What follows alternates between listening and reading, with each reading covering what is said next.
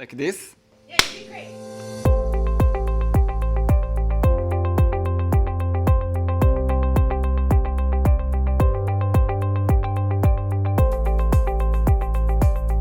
My research is about pharmaceuticals and other pollutants, organic pollutants that enter the environment via treated wastewater irrigation. Let's say you are sick and the doctor prescribes you some antibiotic drug. You take it, and then after you take it, you go to the bathroom.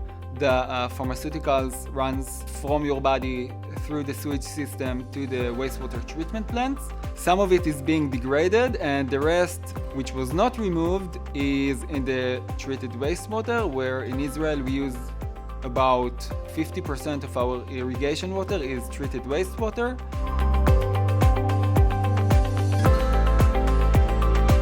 So today we are facing huge water problems worldwide. And one of the ways to deal with that is using treated wastewater in the different sectors. It can be the agricultural sector, it can be the industrial sector. So this is the main reason why using treated wastewater is a great solution and should be and needs to be implemented in the different sectors.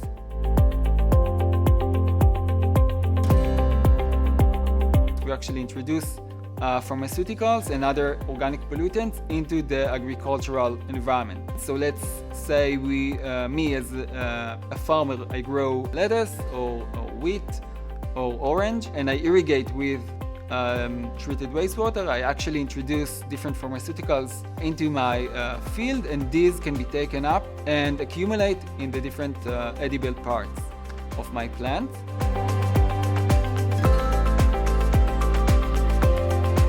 So my study, I actually examined the fate of these pharmaceuticals and other organic contaminants in the irrigation water, soil, and plant continuum. So my day in the lab can be divided into two parts. The first part is going to the farmer after I've talked to him and scheduled the day, and take water, soil, and plant samples. And the second part is shake it with different solutions where the pharmaceuticals are being extracted. We introduce it into cutting-edge technology to monitor and to analyze different pharmaceuticals in the different parts that we've taken.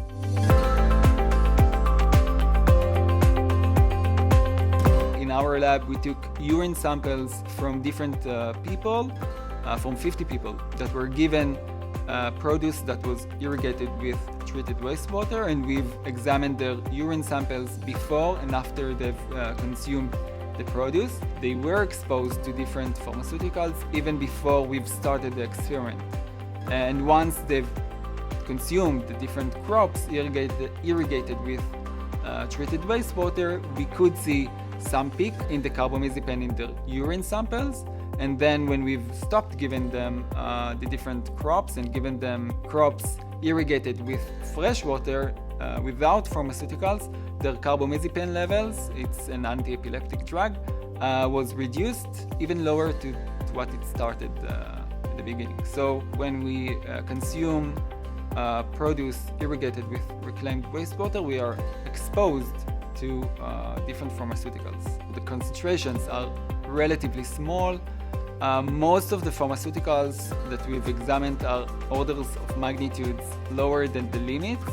So from that angle, it's great. Based on our study, Ministry of Health hopefully in the future will make new regulations regarding pharmaceuticals and other organic pollutants in treated wastewater, in addition to the other regulations that there are today.